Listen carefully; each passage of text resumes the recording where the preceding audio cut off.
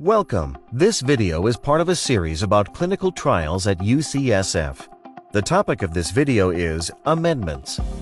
Amendments are changes to a clinical trial that either the sponsor or PI requests and may happen throughout the life of a study.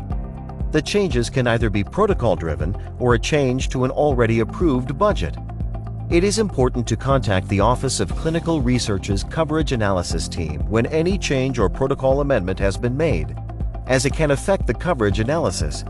The cost language in the Informed Consent Form, or ICF, may also be affected and require an IRB modification. The coverage analysis team will review the changes to be made within the terms of Medicare practices. Keeping in mind Medicare's most favored nation status, Medicare must get the best deal that anyone receives during a clinical trial. For example, if a service was provided for free for one patient on a clinical trial, then Medicare cannot be billed for the same service in the same research study for another enrollee. In that case, the patients that were billed for the service must be refunded. The study team or the contracts office should initiate the process by contacting the Office of Clinical Research via an email to clinicaltrials@ucsf.edu. The coverage analysis team's intake specialist will review the documents and determine the proper course of action.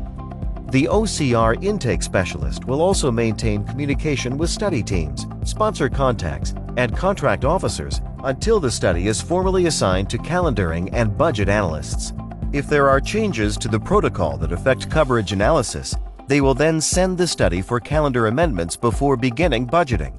If there are only budgeting changes, they will then request that the study team obtain new budget quotes, for example, CTSI and pharmacy.